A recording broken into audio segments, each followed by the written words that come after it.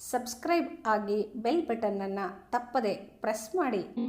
ನಮಸ್ಕಾರ ವೀಕ್ಷಕರೇ, ಜಾನಪದ ಕಣಜ 252ಕ್ಕೆ ತಮ್ಮೆಲ್ಲರಿಗೂ ಸ್ವಾಗತವನ್ನ ಬಯಸ್ತಾ ಇದ್ದೇನೆ. ಹೆಣ್ಣು ಎತ್ತೇನಂತ ಹೆಚ್ಚಾಳ ನಿನಗೇಕೆ, ಹೆಣ್ಣು ಎತ್ತೇನಂತ ಹೆಚ್ಚಾಳ ನಿನಗ್ಯಾಕೆ, ಹೆಣ್ಣು ನೆರೆಮನೆಯ ಸಿರಿದೇವಿ, ಹೆಣ್ಣು ನೆರೆಮನೆಯ ಸಿರಿದೇವಿ ತಾಯವ್ವ, ಗಂಡು ನೆನಮನೆಯ ತೊಲೆಗಂಬ, ಹೆಣ್ಣು ನೆರೆಮನೆಯ ಸಿರಿದೇವಿ ಹಡೆದವ್ವ, ಗಂಡು ನಿನಮನೆಯ ತೊಲೆಗಂಬ. ಇಲ್ಲಿ ಪುರುಷ ಯಾವತ್ತಿದ್ರು ಮನೆಯ ತೊಲೆಗಂಬ ಆಗ್ತಾನೆ. ಅವನ ಸಾಕಿ ಬೆಳೆಸಿ ಸಲಹಿ ದೊಡ್ಡವನನ್ನು ಮಾಡಿದ್ರೆ ತಂದೆ ತಾಯಿಯನ್ನ ಮುಂದೆ ಸಲಹುತ್ತಾನೆ. ಆದ್ರೆ ಹೆಣ್ಣು ಯಾವತ್ತಿದ್ರೂ ಸಹ ಬೇರೆ ಮನೆಗೆ ಹೋಗ್ತಕ್ಕಂತಲೋ, ಹೆಣ್ಣು ಹುಟ್ಟಿದ ಮನೆಗೆ ಸ್ಥಿರವಾಗಿ ಇರ್ಲಿಕ್ಕೆ ಅಸಾಧ್ಯ. ಅದೇನ ಕೊಟ್ಟ ಹೆಣ್ಣು ಕುಲಕ್ಕೆ ಹೊರಗೆ ಅಂತ ಹೇಳಿ ಹೇಳ್ತೇವೆ. ಆ ರೀತಿ ಈ ಒಂದು ವ್ಯವಸ್ಥೆ ಒಳಗೆ, ಸಾಮಾಜಿಕ ಚೌಕಟ್ಟಿನ ಒಳಗೆ ಹೆಣ್ಣು ಬೇರೊಬ್ಬರ ಮನೆಯ ಕಣ್ಣಾಗ್ತಾಳೆಯೇ ಹೊರತು ಹುಟ್ಟಿದ ಮನೆಗೆ ಕಣ್ಣಾಗ್ಲಿಕ್ಕೆ ಸಾಧ್ಯ ಇಲ್ಲ. ನನ್ನನ್ನ ಬೆಳೆಸ್ತಕ್ಕಂಥವ್ರು, ಪಾಲಿಸ್ತಕ್ಕಂಥವನು, ಪೋಷಿಸ್ತಕ್ಕಂಥವನು ಮಗನೇ ಆಗ್ತಾನೆ ಅಂತಕ್ಕಂತಹ ಒಂದು ವ್ಯವಸ್ಥೆ ಆ ಕಾಲಘಟ್ಟದಲ್ಲಿ ಬಹಳ ಭದ್ರವಾಗಿ ಇತ್ತು.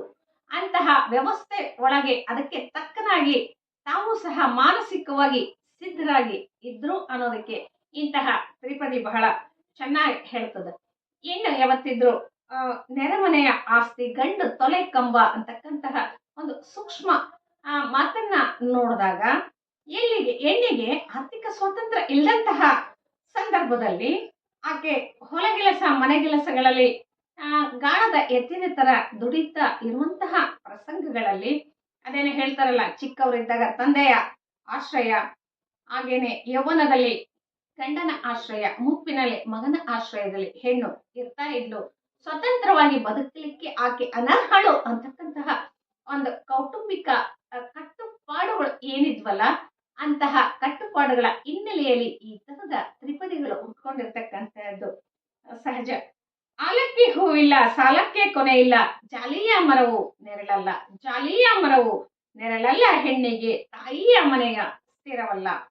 ಇಂತಹ ತ್ರಿಪದಿಗಳು ತಾಯಿಯ ಮನೆಯ ಒಂದು ಸಂಬಂಧ ತಾತ್ಕಾಲಿಕವಾದದ್ದು, ಗಂಡನ ಮನೆಯ ಸಂಬಂಧ ಶಾಶ್ವತವಾದದ್ದು ಅಂತ ಹೇಳುವುದರ ಮೂಲಕ ಆಕೆ ಆರ್ಥಿಕವಾಗಿ ಅಭದ್ರಳು, ಆಕೆಗೆ ಆಶ್ರಯ ಬೇಕು, ಆಕೆಗೆ ನೆಲೆ ಬೇಕು, ಆಕೆ ಗಟ್ಟಿ ಯಾಗಿ ನಿಲ್ಲಬೇಕು ಅಂತ ಹೇಳಿದ್ರೆ ಗಂಡನ ಆಶ್ರಯ ಬೇಕೇ ಬೇಕು ಅನ್ನುವ ಒಂದು ಮಾರ್ಮಿಕ ಸಂದೇಶವನ್ನ ಇಂತಹ ತ್ರಿಪದಿಗಳು ಕೊಡ್ತಾ ಹೋಗ್ತವೆ.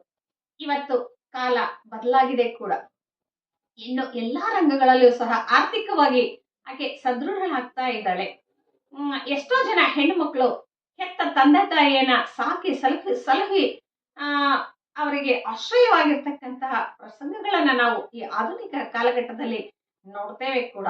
ಹಾಗೇನೆ ಎಷ್ಟೋ ಜನ ಮಹಿಳೆಯರು ತಮ್ಮ ಅತ್ತೆ ಮಾವಂದರಿಗೆ, ತನ್ನ ಪತಿಗೆ ತಾನು ದುಡಿದು ಒಂದು ಕೌಟುಂಬಿಕ ಒಂದು ಸಮಸ್ಯೆಯನ್ನ ಬಗೆಹರಿಸಿ ಸಂಸಾರದ ನೌಕೆಯನ್ನ ನಡೆಸ್ಕೊಂಡು ಹೋಗ್ತಕ್ಕಂತಹ ಮಹಿಳೆಯರು ಇವತ್ತು ಆಧುನಿಕ ಕಾಲಘಟ್ಟದಲ್ಲಿ ಇದ್ದಾರೆ ಕೂಡ.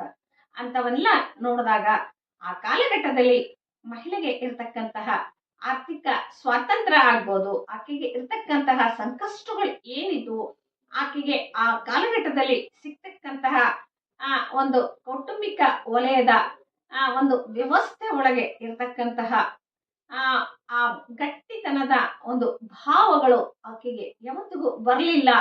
ಇಂತಹ ತ್ರಿಪದಿಗಳು ಬರಬೇಕು ಅಂದ್ರೆ ಆಕೆಯಲ್ಲಿ ಎಲ್ಲೋ ಒಂದ್ ಕಡೆಗೆ ಅಭದ್ರತೆ, ಹೆಣ್ಣಿನ ಅಸ್ಥಿರತೆಯನ್ನ ತೋಡ್ಕೊಳ್ತಕ್ಕಂತಹ ನೋವಿನ ಮಾತುಗಳು ಇವೆಲ್ಲವೂ ಆಗ್ತವೆ.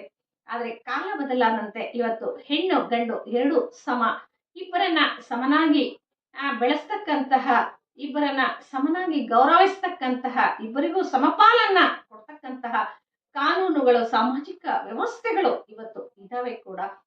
ಅಂತಹ ವ್ಯವಸ್ಥೆಯ ಒಳಗೆ ನಿಂತು ನಾವು ಹಿಂದೆ ಮಹಿಳೆಯರು ಹೇಗಿದ್ವಿ, ಇವತ್ತು ಹಲವಾರು ಸ್ಥಿತ್ಯಂತರಗಳ ಬದುಕಿನ ಬದಲಾವಣೆಗಳ ಮಧ್ಯದಲ್ಲಿ ಪುರುಷ ಪ್ರಧಾನ ವ್ಯವಸ್ಥೆ ಒಳಗೆ ಹೆಣ್ಣು ಎಷ್ಟೊಂದು ಆರ್ಥಿಕ ಭದ್ರತೆಯನ್ನ ಪಡ್ಕೊಳ್ತಾ ಮುಂದೆ ಸಾಗಿದಾಳೆ.